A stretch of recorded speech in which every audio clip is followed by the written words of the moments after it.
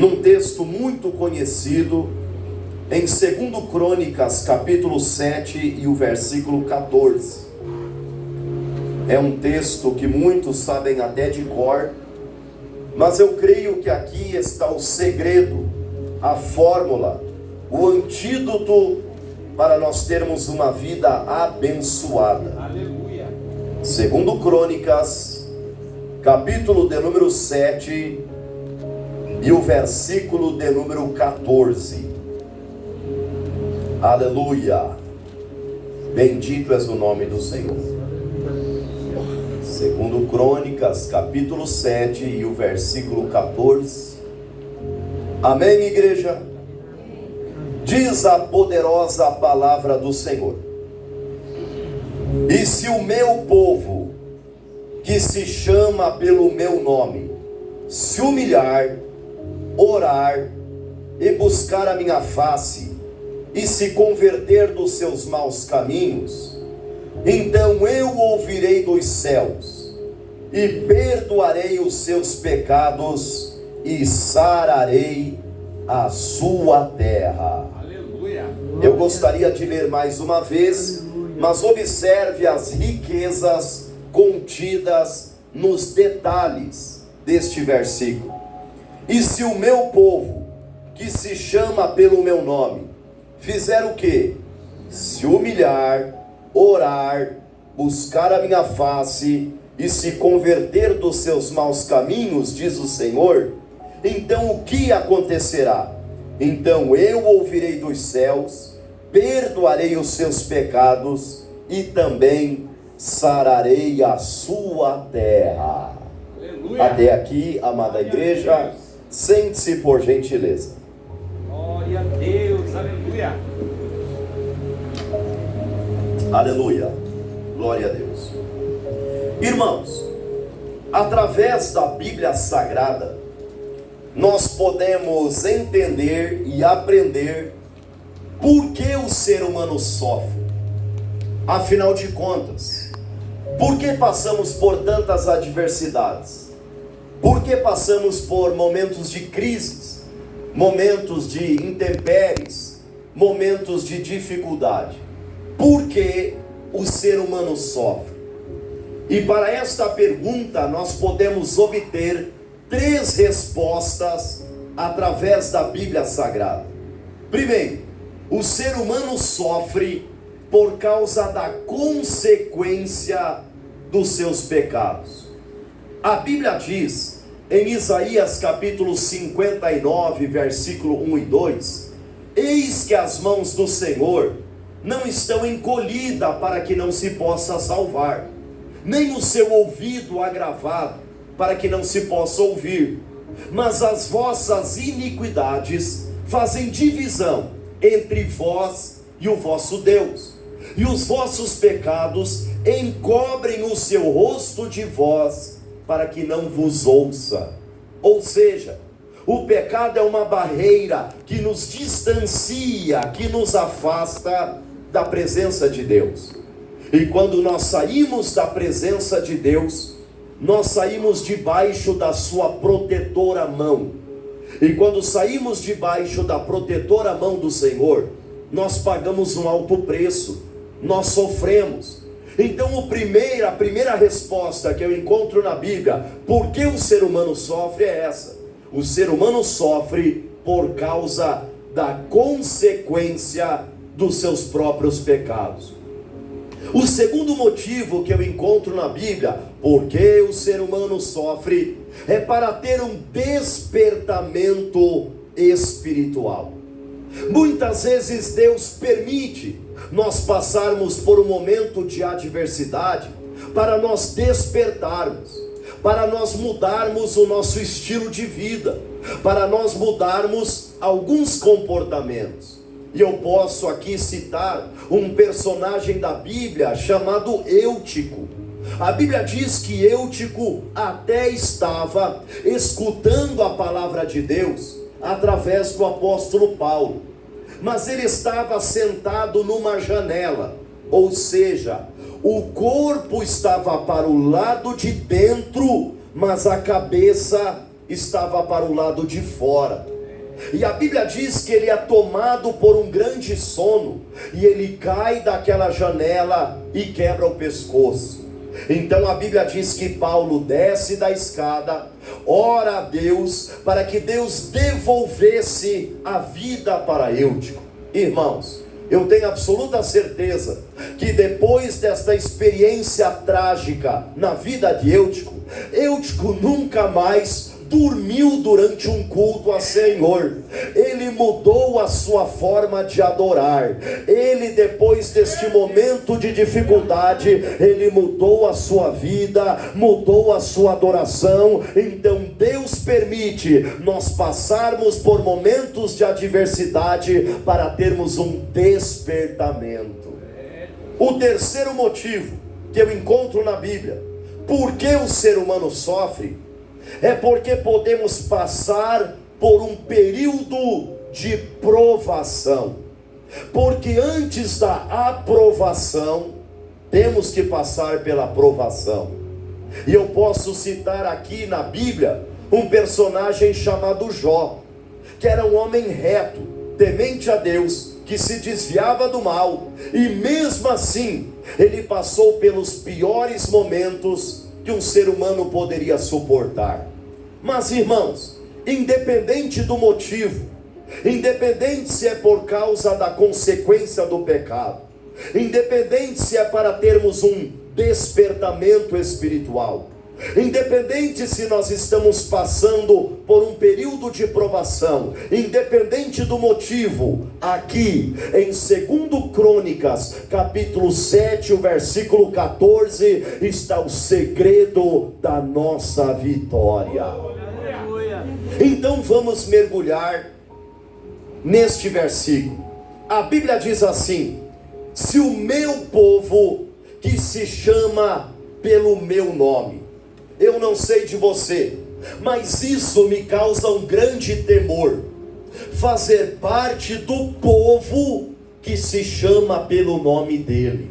Irmãos, o Deus onisciente, onipresente, onipotente, o Deus que com o poder da sua palavra criou todas as coisas, o Deus que criou o sol, o Deus que criou a lua, o Deus que chama todas as estrelas pelo nome, o Deus que com as conchas das suas mãos encheu os oceanos da terra, o Deus do milagre, o Deus do impossível, este Deus sobrenatural escolheu você para fazer parte do povo que se chama pelo nome dele. Porque em João capítulo 15, versículo 16, Jesus disse: não foi vós que me escolheste, mas eu escolhi a vós, e vos nomeeis, para que vades e deis frutos, e o vosso fruto permaneça. Ou seja, não foi você que escolheu fazer parte deste povo, mas foi Ele que te escolheu. Porque antes de nós termos um encontro com Cristo, nós éramos apenas criaturas de Deus. Depois que nós entregamos a nossa vida a Cristo, nós se tornamos filhos de Deus. Mas aonde está escrito isso na Bíblia? Em João capítulo 1 e o versículo 11 e 12, a Bíblia diz assim: veio para que era seu, e os seus não o receberam. O que significa? Que Jesus veio para os judeus, mas os judeus não o receberam. Mas todos aqueles que o receberam, deu-lhe poder de serem feitos filhos de Deus, aos quais creram no seu nome. E é tão interessante isso, que quando uma criança nasce, ela herda o sobrenome do pai. O sobrenome do pai vai ficar fixado na vida daquela criança para o resto da sua vida. Ela vai carregar o sobrenome do pai para o resto da sua vida. E assim é no mundo espiritual. Quando nós nascemos de novo, Quando nós se tornamos filhos de Deus, nós herdamos o nome de Cristo na nossa vida. O nome de Cristo está fixado na tua vida. É por isso que somos chamados de cristãos, ou seja, parecidos com Cristo, identificados a Cristo, semelhantes a Cristo. Então, quando a Bíblia diz: se o meu povo, que se chama pelo meu nome, está falando com você, que é filho de Deus, identificado com Ele, que carrega o nome dele na tua vida. Ah, mas irmão Peterson, isso é no Velho Testamento. Mas no Novo Testamento a Bíblia diz que nós se tornamos filhos de Abraão pela fé.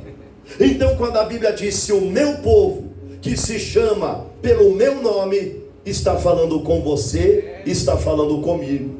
Mas observe que existem algumas condições para termos uma vida abençoada. E a primeira condição é: se o meu povo, que se chama pelo meu nome, se humilhar. O primeiro passo da nossa vitória é se humilhar. E que fique bem claro que se humilhar não é eu pegar o microfone aqui e falar: olha, irmãos, eu sou um coitadinho, eu sou um sofredor, eu tenho passado por muitos problemas. Isso não é se humilhar, isso é autocomiseração. É a pessoa que tem pena de si mesmo, é a pessoa que tem uma autopiedade. Mas humildade é você reconhecer que precisa da ajuda dele. Humildade é você admitir as tuas limitações, a nossa incapacidade. Humildade é você se quebrantar diante de Deus e falar: Deus, sem a tua presença não dá certo, sem a tua presença não conseguirei. Eu admito, eu reconheço que eu preciso de ti. Se humilhar é você dizer: Deus, eu sou pequeno, mas tu é grande. Eu sou falho, mas tu é perfeito. Eu sou pecador, mas tu és santo. É você dizer: Deus, sem a tua presença eu sou um derrotado, mas com a tua presença eu sou mais do que vencedor. Sem a tua presença eu não conseguirei nada, mas com a tua presença eu posso todas as coisas naquele que me fortalece.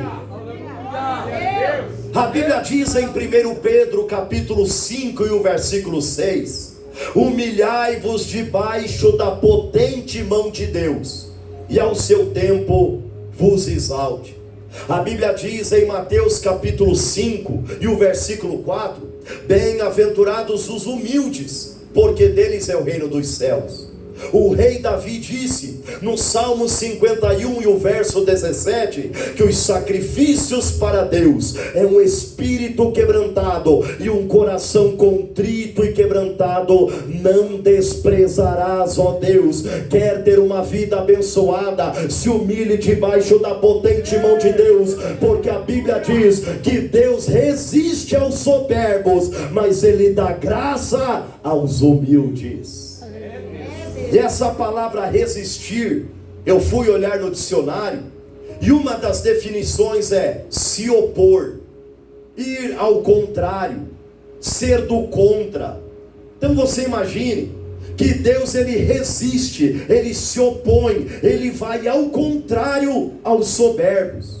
Mas aqueles que são humildes, Ele dá graça para vencer, Ele dá graça para suportar, Ele dá graça para triunfar, Ele dá graça para você conquistar. Então o primeiro passo da nossa vitória é se humilhar. Se o meu povo, que se chama pelo meu nome, se humilhar e orar. O segundo passo é oração. Irmãos, se nós soubéssemos o poder que a oração tem no mundo espiritual, nós dedicaríamos um período muito maior do nosso dia a dia exclusivo para a oração. Se nós temos tempo para comer, se nós temos tempo para dormir, se nós temos tempo para tantas outras coisas, nós precisamos ter tempo para a oração. É por isso que a Bíblia diz em 1 Tessalonicenses, capítulo 5 e o versículo 17, orai sem cessar. Ou seja, que a nossa oração seja constante, que a nossa mentalidade sempre esteja conectada com Deus. A Bíblia também diz, no Salmo 50 e o verso 15, invoca-me no dia da tua angústia, eu te livrarei e tu me glorificarás, diz o Senhor. Só que esta oração, ela precisa de 3 elementos fundamentais. A oração, ela precisa de adoração. A oração, ela precisa de petição. E a oração, ela precisa de intercessão. Então vamos lá. A oração, ela precisa de adoração, porque senão a gente só fica pedindo. Não. A Bíblia diz em João capítulo 4 e o versículo 23, a hora vem, e agora é, que os verdadeiros adoradores adorarão ao Pai em espírito e em verdade, porque o Pai procura os que tais assim o adorem. Irmãos, tem muita gente procurando a Deus, tem muitos povos procurando a Deus, mas existe uma classe de pessoas que Deus é quem procura. E quem são esses? Esses são os adoradores. Então no início, no começo, na introdução da sua oração, glorifique e adore ao nome do Senhor. Diga a Deus, eu te adoro pela tua bondade, eu te adoro porque tu és o Criador, eu te adoro pelos teus livramentos, pelo teu alimento, pelo aquilo que tu tem feito, eu te glorifico porque tu és belo, tu és santo, tu és exaltado, tu és perfeito. Meu irmão e minha irmã, encha Deus de elogios, Deus se agrada disso. A oração, ela precisa de adoração. A oração, ela também precisa de petição. O que é isso? É você expor as tuas necessidades diante de um Deus que é todo poderoso. É você abrir o teu coração a Ele mesmo.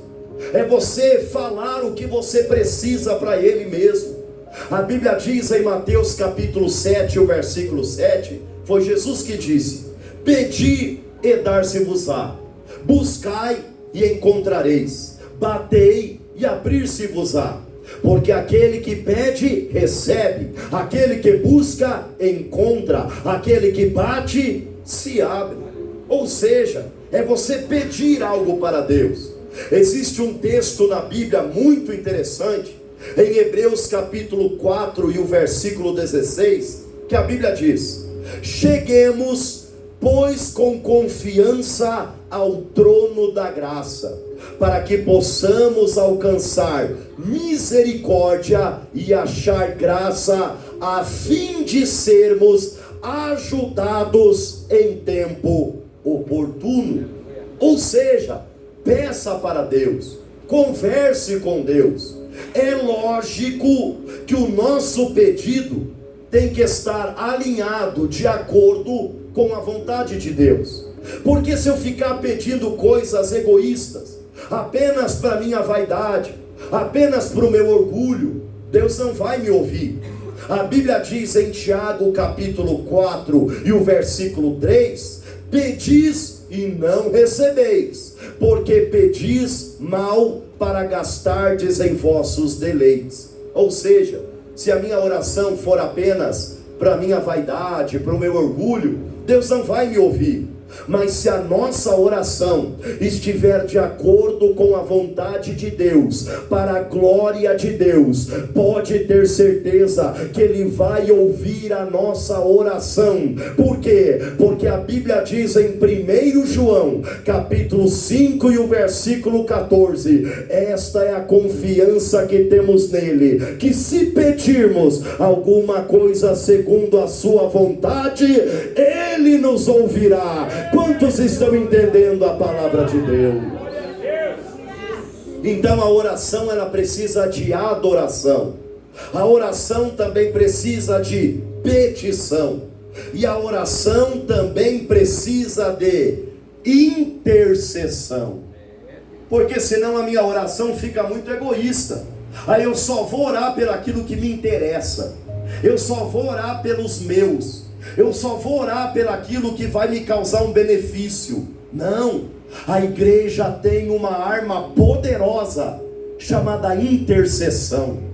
É você orar pelo teu próximo, é você orar pela necessidade que é do outro, é você orar pelo teu bairro, é você orar pela tua cidade, é você orar pela tua pátria, dizendo: Deus, livra o meu bairro da violência, livra a minha cidade do mal, livra a minha pátria da corrupção, guarda, Senhor, abençoa o meu irmão, abençoa os líderes da minha igreja, abençoa os pastores, abençoa o meu amigo, abençoa o meu vizinho. A igreja tem uma arma poderosa chamada intercessão.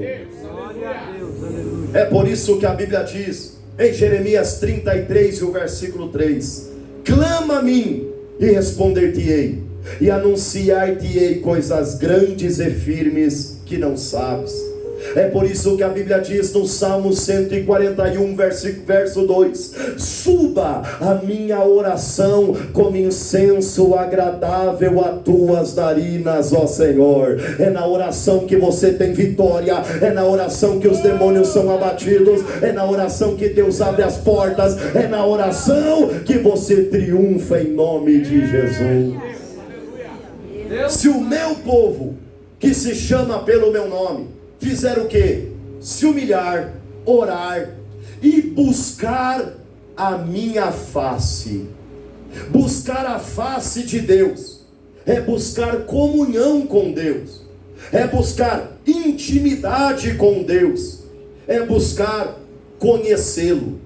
Irmãos, muitas pessoas não são abençoadas como poderiam, porque em vez de buscar a face de Deus, estão buscando apenas as mãos de Deus. E buscar a mão de Deus é buscar a Ele pelaquilo que Ele pode fazer, pelaquilo que Ele pode dar, pelaquilo que Ele pode oferecer. Buscar a mão de Deus é buscar apenas a bênção, não o abençoador.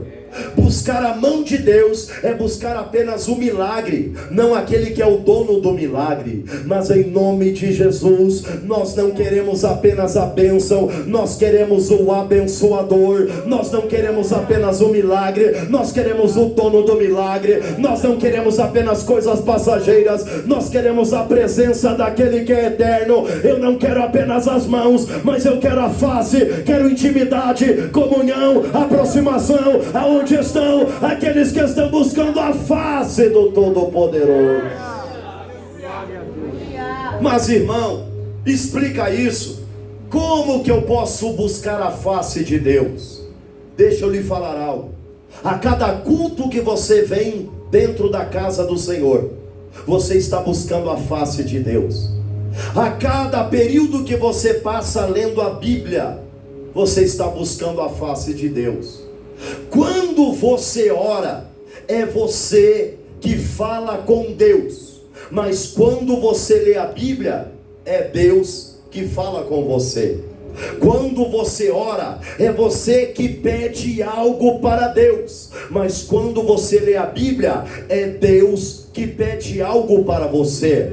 Quando você ora, você está buscando graça. Quando você lê a Bíblia, você está buscando conhecimento. É tempo de nós buscarmos a face do Todo-Poderoso, intimidade, aproximação, comunhão. Nós queremos a face do Rei da Glória.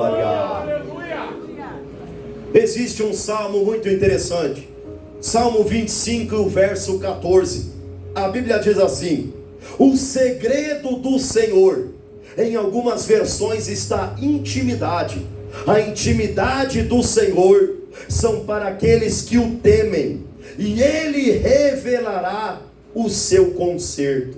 Deu para entender? A Bíblia diz em Jeremias 29 e o versículo 13: buscar-me-eis e me achareis, quando me buscardes de todo o vosso coração. Ou seja, o segredo da nossa vitória não é apenas buscar as mãos de Deus, mas a face de Deus. Buscar a Ele pelaquilo que Ele é, não apenas pelaquilo que Ele pode fazer. Se o meu povo que se chama pelo meu nome se humilhar, orar, buscar a minha face e se converter dos seus maus caminhos. Se converter dos maus caminhos é dar um giro de 180 graus. É você estar indo para uma direção e agora você vai para uma outra direção. Já a gente levava um estilo de vida, agora vamos levar um outro estilo de vida. Jesus disse que existem apenas 2 caminhos que o homem pode trilhar.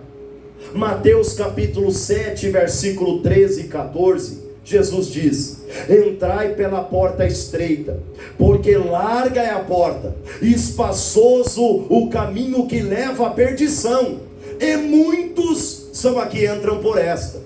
Porque estreita é a porta, e apertado o caminho que leva à vida, e poucos são a que encontram esta. Ou seja, Jesus está falando que existem 2 caminhos: o caminho largo e o caminho estreito. O caminho largo é fácil. O caminho largo eu falo o que eu quero, faço o que eu quero, eu me mando, eu sou dono do meu nariz. Sabe por que a maioria prefere o caminho largo? Porque além de ser muito mais fácil e não exige nada, tem um maior número de companhia. Agora o caminho estreito é para poucos, mas poucos corajosos. Por quê? Porque o caminho estreito exige justiça, verdade, santidade. Ele é um caminho difícil, é verdade, mas é este caminho que vai te levar para o céu. É este caminho que vai te levar para as tuas vitórias. É este caminho que vai te levar para perto de Deus. Deus santo, aleluia. Provérbios capítulo 16, versículo 25, a Bíblia diz que há caminhos que parecem direito ao homem, mas são caminhos que no final levam para a morte.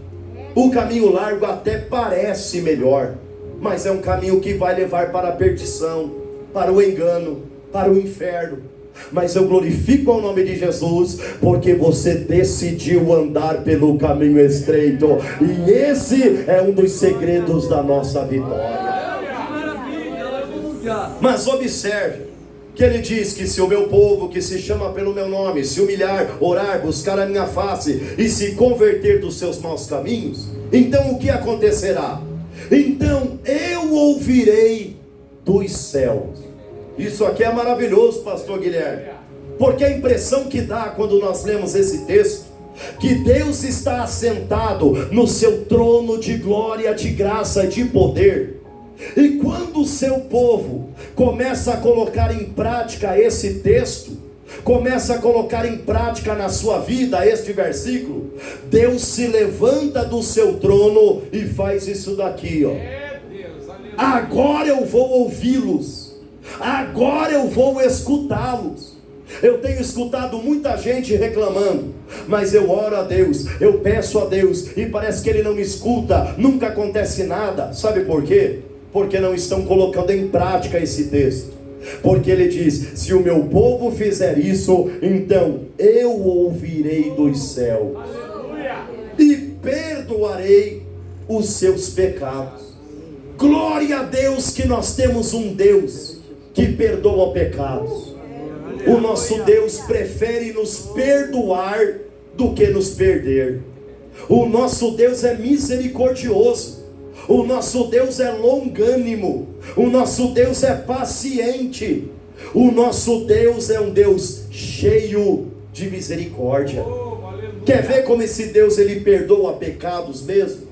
A Bíblia diz em Romanos capítulo 8, versículo 1: portanto, nenhuma condenação há para os que estão em Cristo Jesus, que não andam segundo a carne, mas que andam segundo o Espírito.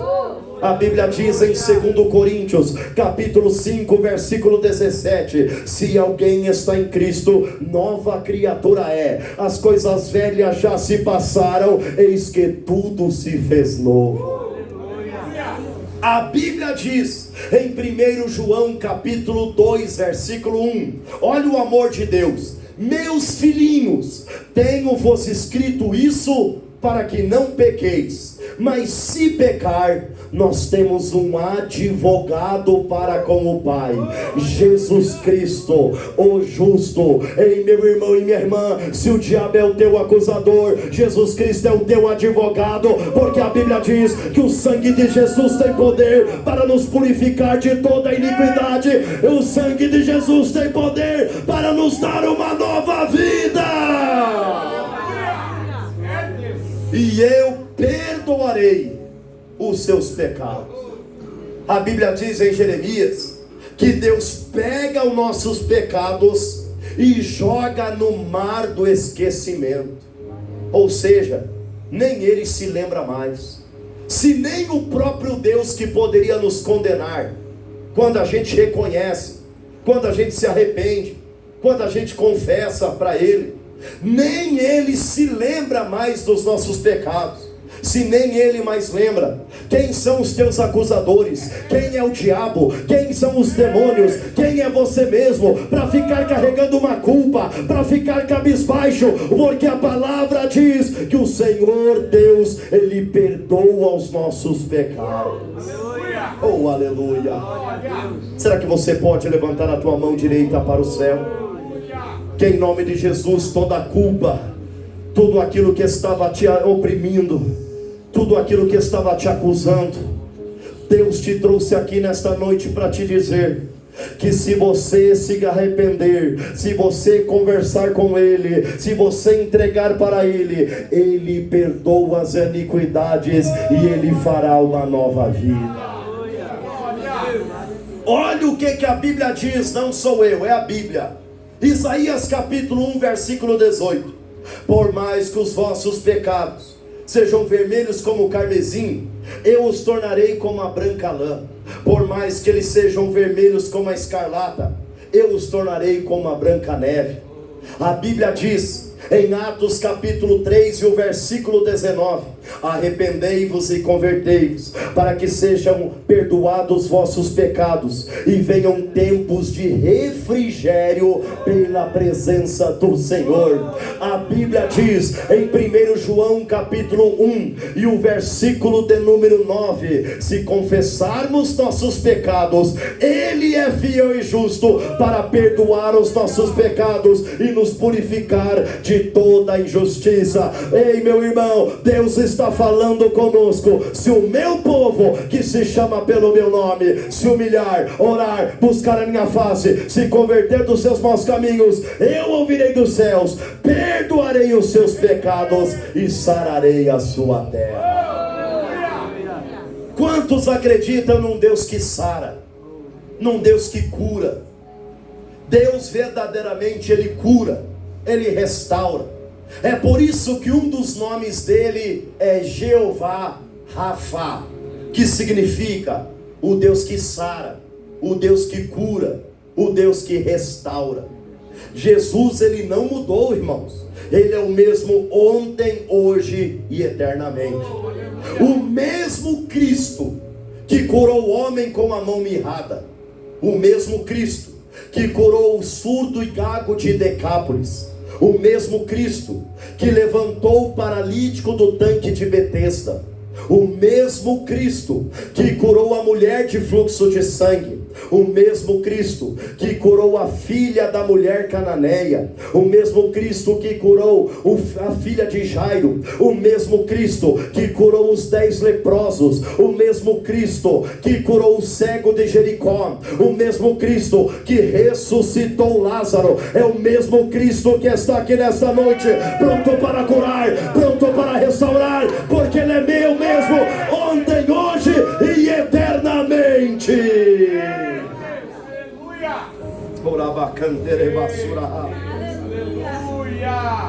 Isaías 53, o versículo 4, a Bíblia diz: verdadeiramente ele tomou sobre si as nossas enfermidades e levou as nossas dores, e nós o reputamos por aflito, ferido de Deus e oprimido.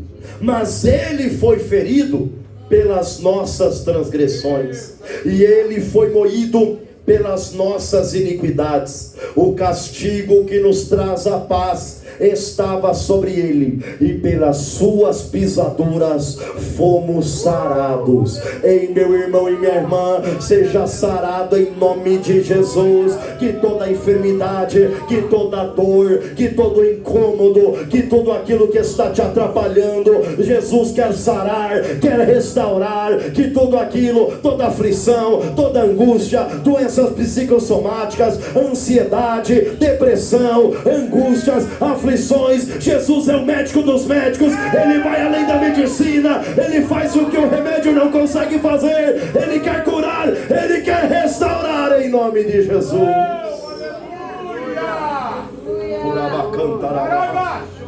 Eu já sinto a presença do Todo-Poderoso, porque ele sara, ele cura, ele restaura. Ele te dá ânimo, ele te dá força, ele te dá vigor, ele te renova, ele te capacita. Aleluia. Quando a Bíblia diz sararei a tua terra, é uma linguagem figurativa. Por quê? Porque a terra estava enferma, a terra não estava produzindo, a terra estava seca. Eles estavam arando a terra, preparando a terra, plantando, mas na hora de colher não havia resultado. Os celeiros estavam vazios, não havia fruto. E quantas vezes a nossa terra está seca? Quantas vezes a gente se esforça, a gente ara a terra, a gente planta, a gente faz o que é para fazer, aí quando vem o resultado, não tem resultado nenhum. Por quê? Porque não estamos colocando em prática esse texto na nossa vida. Porque em Israel existiam duas chuvas específicas para a colheita, para uma bela produção: a chuva seródia e a chuva temporã. O que é isso? É uma chuva depois do plantio e uma chuva antes da colheita. Ou seja, a chuva certa no tempo certo. É por isso que a terra estava enferma. É por isso que não havia resultados. Porque não havia chuva temporã nem a chuva seródia. E muitas vezes assim estamos nós. Nós estamos se esforçando, batalhando, e a gente, por que não tem resultado? Porque não está vendo uma intervenção dos céus. Porque a Bíblia está dizendo que se o meu povo, que se chama pelo meu nome, se humilhar, orar, buscar a minha face, se converter dos seus maus caminhos, então eu ouvirei dos céus, perdoarei os seus pecados e sararei a sua terra. Então haverá chuva, haverá uma grande colheita. Então prepara os teus celeiros, prepara a tua horta, porque haverá abundância, haverá fartura, haverá prosperidade, haverá bênção. Deus está falando conosco: faça a tua parte, porque a minha parte eu faço. Se humilhe, leve uma vida de oração, abandone os maus caminhos, busca a minha face, e você vai ver o que vai acontecer na tua vida. Será que você pode adorar e glorificar ao nome do Senhor por um instante? Então haverá uma chuva, haverá bênçãos. Deus vai enviar os clientes certos. Deus vai abrir portas inimagináveis. Deus fará proezas. Mas primeiro temos que fazer a nossa parte. Deus é um Deus que trabalha com princípios. Não pense que as bênçãos do Senhor virão na nossa vida de qualquer jeito. Não. A partir do momento que a gente se humilhar, orar, abandonar os maus caminhos, buscar a face, então Deus vai intervir na nossa causa. Então as janelas dos céus estarão escancaradas. Então faça a tua parte, porque Deus fará dele. Amém, amada igreja? Por gentileza, com permissão do pastor, se levante, mas se levante adorando e glorificando ao Rei da Glória. É Deus. Se o meu povo, que se